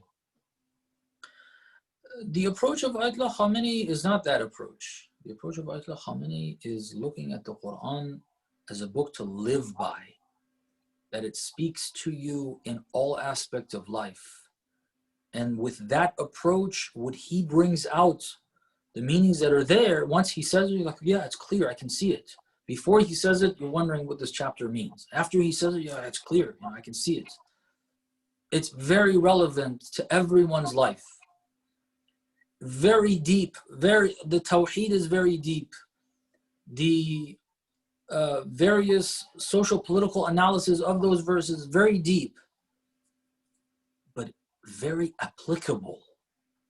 Sometimes scholarly discussions are very hypothetical, and they're really they're discussions about hypothetical situations that are just in people's minds. They're not very real. Okay. That's a danger in discussions that in scholarly discussions. Ayatollah Khamenei has been able to avoid entering that. Every tafsir that I have read or seen from him or heard from him, from before the revolution, which there are a few chapters he did the tafsir of, to after the revolution, during his leadership, every time I have seen that this is how his tafsir is, and I have benefited from that immensely. It's changed my approach towards the Quran. And then when you look at the Quran, this is the right approach. The Quran is not a book for scholars to sit down and think about hypothetical situations. The Quran is guidance for mankind in every aspect of life. You need to let it speak to you in that aspect of life when you're dealing with it. That's what the tafsir of Azakhana-e-Zahra is like. Unfortunately, that there's just recently 1 or 2 books have come out of the tafsir of Azakhana-e-Zahra. But most of it is scattered in various speeches. Once he's discussed this verse, another time he's discussed the other verse, once he's discussed a point about one chapter about the other. And if you follow up with his talks, you will be able to come across those tafsirs and see the points that were mentioned, and perhaps see more that I didn't see. Okay, Jazakallah, Shaykh. Okay, so we have a few more questions, and I know we're running out of time, but I would like to take a few more minutes if you could briefly kindly answer these few questions as well. Now, one of the questions is about how do we recognize the respected, the authentic scholars, or the ones who are the Hamza dropouts. So before Shaykh answers this question, whoever our brother or sister has asked this question, I would just like to remind them that in the first 10 days of Muharram, we had actually a session with another scholar on the same topic. And it was the full lecture basically just on this topic. So we can refer back to that part there as well. I think the recordings have been uploaded on our YouTube as well as our Facebook page. So if you could kindly refer back to there for more details. And still, if Shaykh would like to shed some light on this briefly, obviously, we can then move into a couple of other questions and inshallah end the session with that.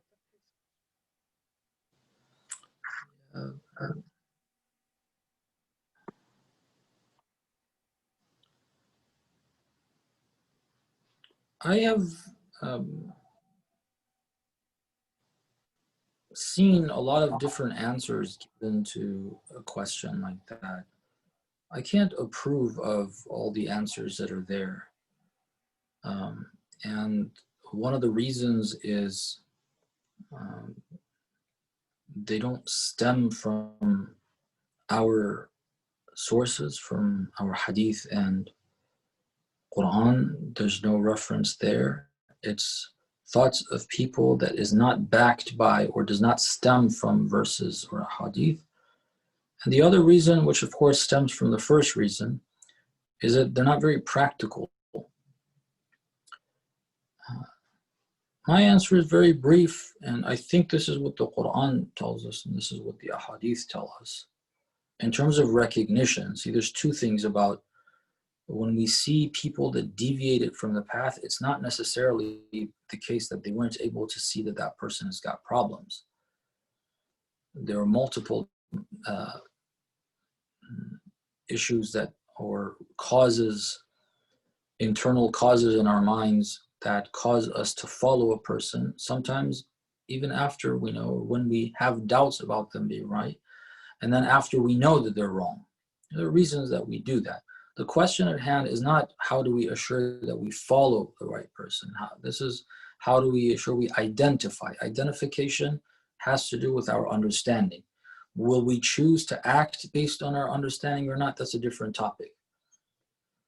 So on the topic of what's the way of us being able to tell, they all have amamas on their head. They all start with Bismillah. They all do this, they all do that. And how can we tell? How can we identify? The answer is very basic. It just requires a lot of work. And that is, well, Amir al-Mu'min, I'll use his word. He said, don't know haqq based on people. Understand haqq, then judge people based on haqq. So you have to understand what haqq is. You have to go and learn more.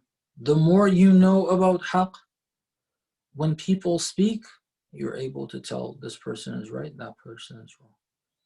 If you look at people as not themselves being haqq, Aliyun ma'al haqq wal haqqu ma'a Ali. Ali is like that. The Imams are like that. If the Imams tell us someone else is like that, then that person, because the Imams told us.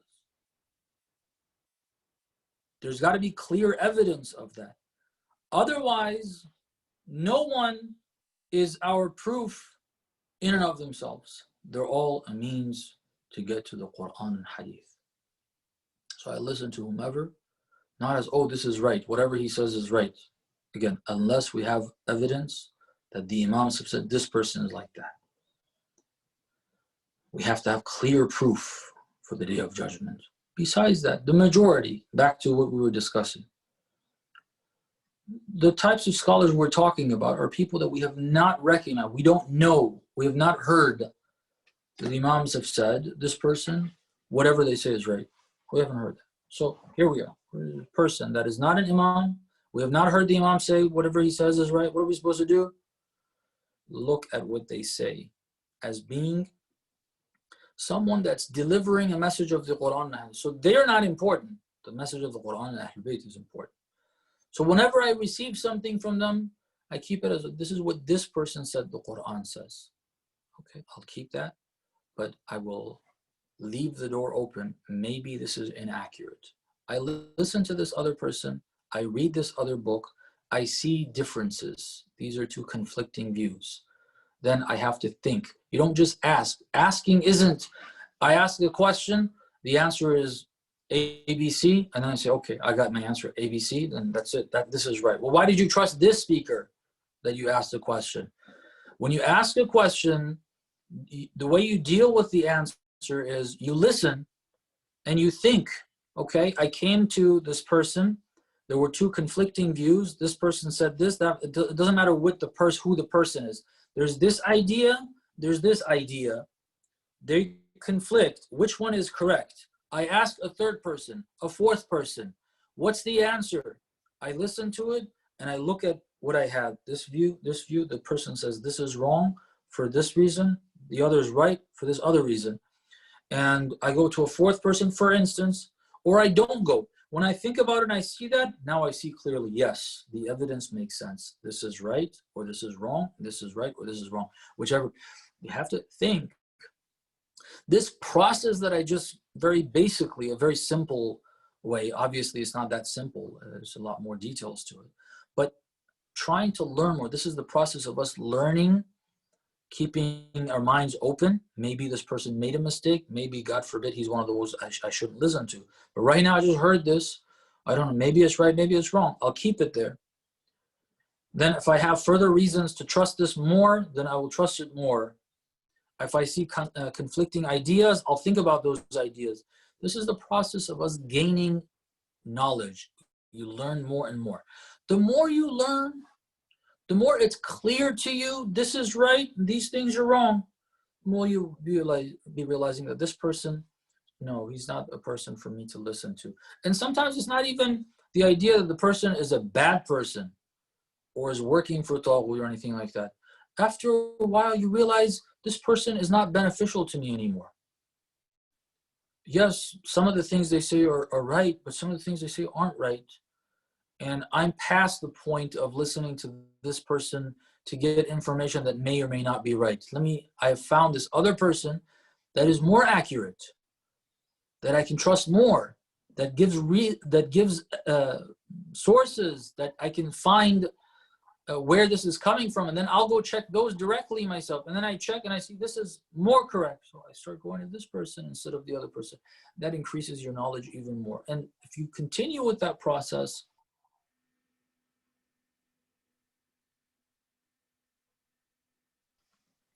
to not just have critical thinking, eventually you'll be clearer and clearer on what the truth is, and you'll know it with more detail. With that, you have understood, you've done what Amir al-Mu'mineen says, you have understood what the haqq is, and then now you're saying, okay, this person, he's an okay brother, but he doesn't have too much, or okay sister, doesn't have too much knowledge. The other person is off, he is wrong, he's this, he's that.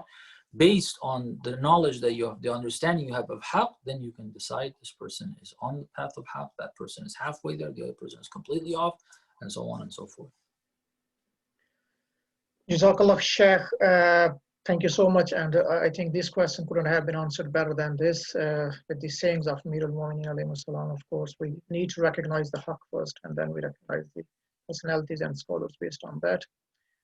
Shaykh, it's been an absolute pleasure and an absolute blessing of Allah subhanahu wa ta'ala that you gave us this exceptional opportunity to learn from you, to take the advantage of your knowledge, your intellect, your wisdom. And we are thankful to Allah subhanahu wa ta'ala for giving us this opportunity to have you here with us during the last 10 days of Muharram, alhamdulillah. We don't even know where the 10 days were gone. We took away a lot, and time flew by literally. The thirst is still there, the hunger is still there for more knowledge, for more to learn, for alhamdulillah for us, inshallah. And we can't, inshallah, wait when the things return to normal, and may Allah subhanahu wa ta'ala protect us all from this the infectious disease of COVID-19. Things open and return to normal, and we can't, inshallah, wait to see you and listen to you from our, inshallah, centers, pulpit, and right sitting in front of you and do your, inshallah, ziyarah. We are very thankful to you on behalf of the community, on behalf of our center, Azakhana-e-Zahra, Babul Ilm Society. We are very thankful to you and to Allah subhanahu wa ta'ala as well. At last, I will just request you to kindly make a dua for us. Now we are approaching Maghrib prayer time here, inshallah, the Salatul Maghrib. And I will request you to kindly say a few words, make the dua for us, inshallah, at this time. May Allah subhanahu wa ta'ala accept that for us, inshallah. Inshallah. Bismillah ar-Rahman ar-Rahim. اللهم كل وليك الحجة ابن الحسن صلواتك عليه وعلى آبائه في هذه الساعة وفي كل ساعة وليا وحافظا وقائدا وناصرا ودليلا وعينا حتى تسكنه أرضك طوعا وتمتعه فيها طويلا. O Allah, hasten the return of our Imam. O Allah, help us be his true and close companions. O Allah, help all those who are helping your cause, especially our ulama, our maraja, and more so our leader. Ya Allah, forgive us all of our sins. Forgive our parents, our grandparents, our relatives, all believers, those who are alive, those who passed away. Ya Allah, we all have hajat, we have needs, we have requests. By the rights of the Ahlul Bayt, by the right of Babul Hawa'ij Musa ibn Ja'far that we mentioned today, we ask you to grant all believers and all of us our hajat, our needs, our requests. Relieve all of us and all believers worldwide from difficulties, hardships, struggles, especially this pandemic. Ya Allah, we ask you by the rights of the Imam of our time to relieve all the people of the world of the oppressions they're facing. Bin Nabi wa alih rahimallah. أن قرأ الفاتحة مع الصلوات. اللهم صل على محمد وعلى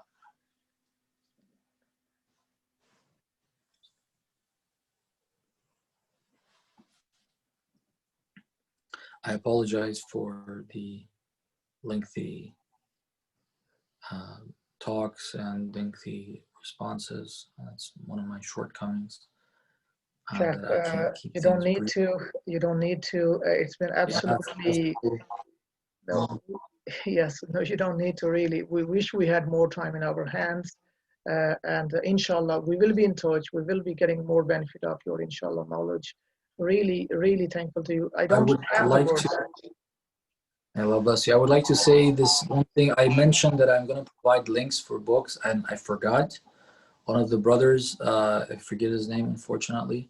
He emailed me. Unfortunately, the email went to spam. One of the organizers told me that there was an email sent to you. I had to go and check because it wasn't in my inbox. I checked my spam box, then I saw it there. So I sent the name of one of the titles. Inshallah, they can share with the community. The other one, the Dua Nudba, inshallah, I'll find it and I'll send it. And if there was anything else that I promised that I'll provide, I remember I said I'm going to give you a link for something else. I can't remember what it was. If that could be sent to me, that same brother or someone else, an email if they remember what it was, so that I can send it and whoever's interested can have it.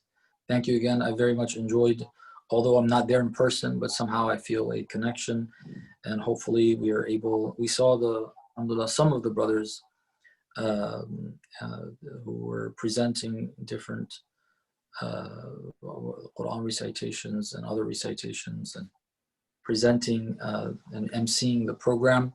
We didn't see everyone, but we felt a connection. We saw greatness, and we hope that, inshallah, Allah blesses that community.